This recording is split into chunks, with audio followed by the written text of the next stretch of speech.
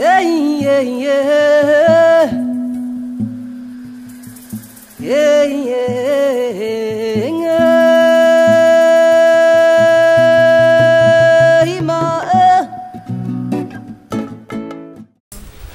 My name is Rosemary Tollo. I'm a journalist, and I work with Journalists for Justice, a project that is based in Kenya, in Nairobi, that seeks to promote a balanced discussion of international criminal justice in the media. We run programs, media programs that advocate for visibility of victims of war.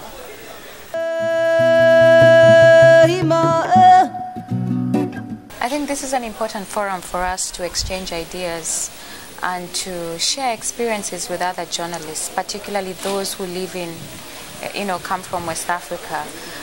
We live in different environments, and I think for me, what is useful is to hear their experiences, to understand how they do their work, particularly since we want one thing, which is, to fight the fight. We are all fighting impunity, but also we want a bigger share of voice for victims. So this platform will give us ideas, will give us an opportunity to come up with new strategies and actions.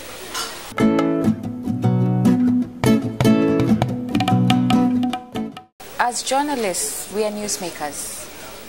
And I think you cannot fight this war alone. You need journalists with you. And we need credible information in a timely manner. We also need, most of us as journalists will admit that we do not have the capacity. We are not lawyers. And therefore this again, we get an opportunity when we come together to learn more about justice, legal matters.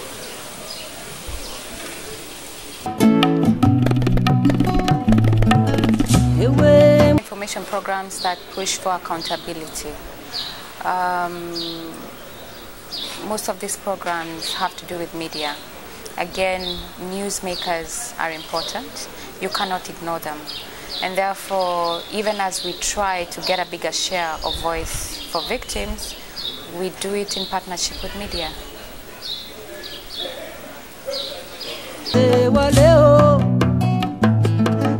Yes, well, we target journalists, but the biggest consumers of our product, so to speak, are the public. And so if we get media that is well informed, then the information that they churn out is also credible and factual. So yes, they're involved. But per se, we do not target them, we target journalists. When you talk about ICJ, in Kenya, what most people will tell you is they know about the ICC only. They do know about ICTR, but the focus is on ICC. Well, for most citizens, they feel that ICC targets Africans. And to understand that, you have to go back to the history. You need to understand that, well, number one, the ICC is a court of last resort. And because we did not, or we were unable or unwilling to prosecute, the ICC had to come to Kenya. I think that the issue that ICC targets Africans is debatable, but that's a discussion for another day. I believe, and I've had victims say themselves, that they have a lot of faith in ICC, and they believe that it will offer them the justice that they are seeking. Of course, again, if you're following the ICC process, you will know there are lots of challenges with witnesses, particularly in the Ruto case.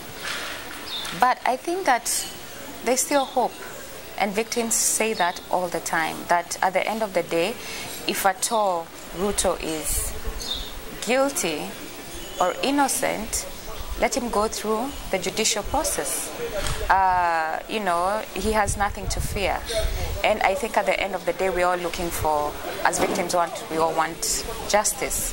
So until we get a domestic court that works, I think ICC is the solution for now.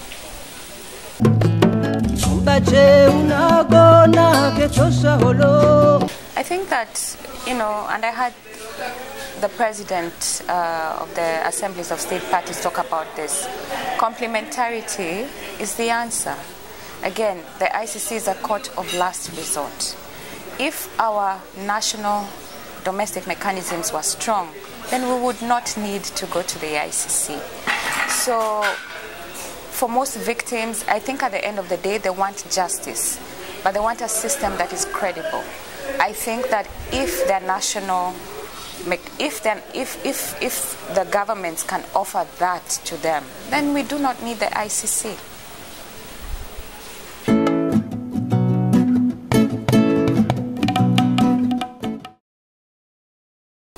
It's